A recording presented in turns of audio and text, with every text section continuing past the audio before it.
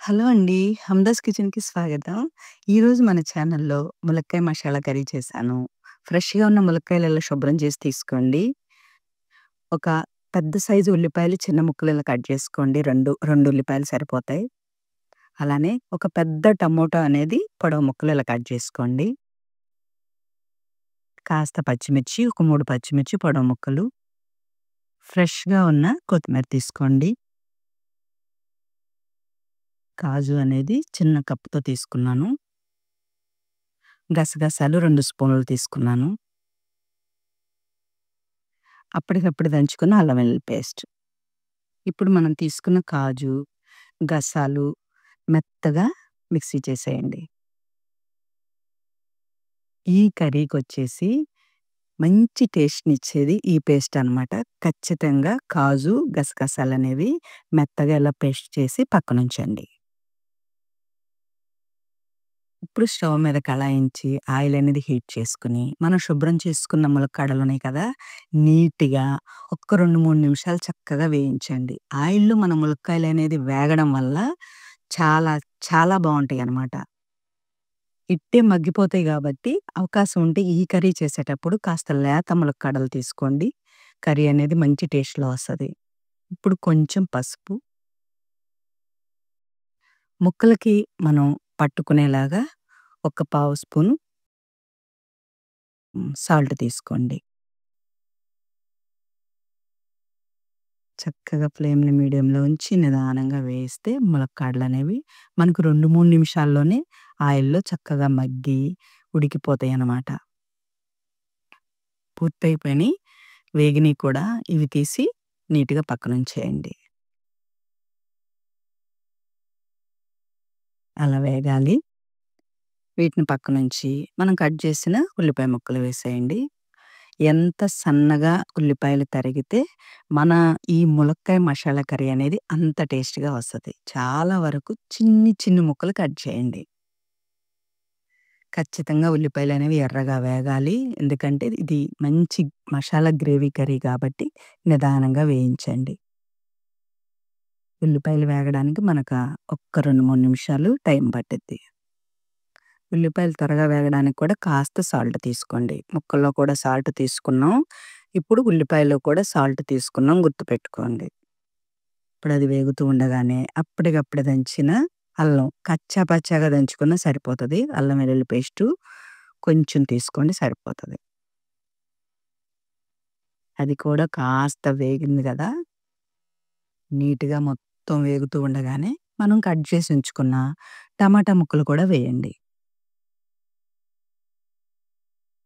టమాటా ముక్కలనేవి కాస్త వేగి మగ్గాలి.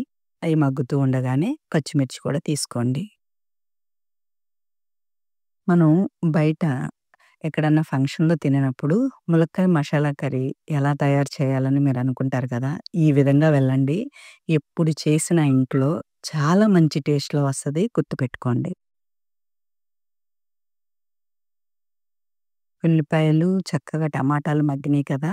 ఇప్పుడు మనం వేయించిన ములక్కాడలు కూడా అలా ఏసేసి, రుచికి సరిపడా 2 స్పూన్లు కారం, కొద్దిగా సాల్ట్ ఎందుకంటే ముక్కల్లో ఏసాము, ఉల్లిపాయల్లో ఏసాం గాబట్టి కొంచెం సాల్ట్ తీసుకోండి. ఇప్పుడు ఈ ఉప్పు, కారాలనేవి ములక్కాడలకి, ఉల్లిపాయలకి పట్టుకునేలాగా నిదానంగా వేయించండి.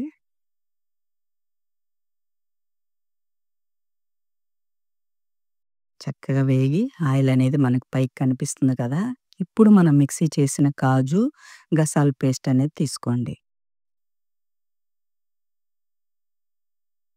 ఇక్కడి నుంచి మన కర్రీని చక్కగా ఫ్లేమ్‌ని సిమ్‌లో ఉంచి, ఈ యొక్క గసాల పేస్ట్ అనేది నిదానంగా ఉడికి ఏగేలాగా సిమ్‌లోనే ఉంచి వేయించండి.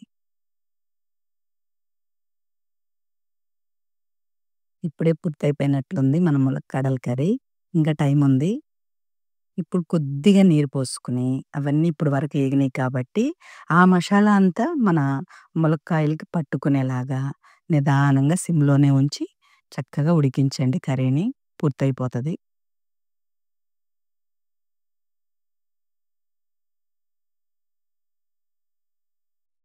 ఎంత చక్కగా వచ్చిందో కదా! చాలా బాగుంది కర్రీ అనేది. ఇది దగ్గర పడినప్పుడు ఒక హాఫ్ స్పూను ధనియా పొడి, అలానే ఒక హాఫ్ స్పూను గరం మసాలా తీసుకోండి. పూర్తయిపోయినట్లేనండి. ఈ కర్రీని ఈ విధంగా చేసుకుంటే అసలు నాన్ వెజ్ కర్రీకి మించి ఉంటది టేస్ట్ అనేది. ఒక్కసారైనా ఇంట్లో ట్రై చేయండి.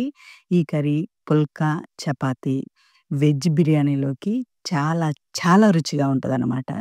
మీరు ఇంట్లో ఏదన్నా చిన్న చిన్న ఫంక్షన్‌లు చేసుకునేటప్పుడు ములక్కాయ కర్రీ అనేది ఇలా తయారు చేయండి. ఎప్పుడు చేసినా సరే చాలా రుచికరంగా వస్తది. అద్భుతంగా ఉంటది నోటికి. మనం నాన్ వెజ్ తినలేదు అన్న బాధైతే ఉండదు. దాన్ని భర్తీ చేస్తదనమాట. అంత రుచికరమైన ములక్కాయ మషాలా కర్రీ అనేది మీరు కూడా ఇంట్లో ట్రై చేసి మీకెలా వచ్చిందో కూడా మన అమ్దాస్ కిచెన్‌లో చెప్పడం అస్సలు మర్చిపోవద్దు. అలానే మన అమదాస్ కిచెన్‌ని సబ్స్క్రైబ్ చేసుకోవడం కూడా మర్చిపోవద్దు.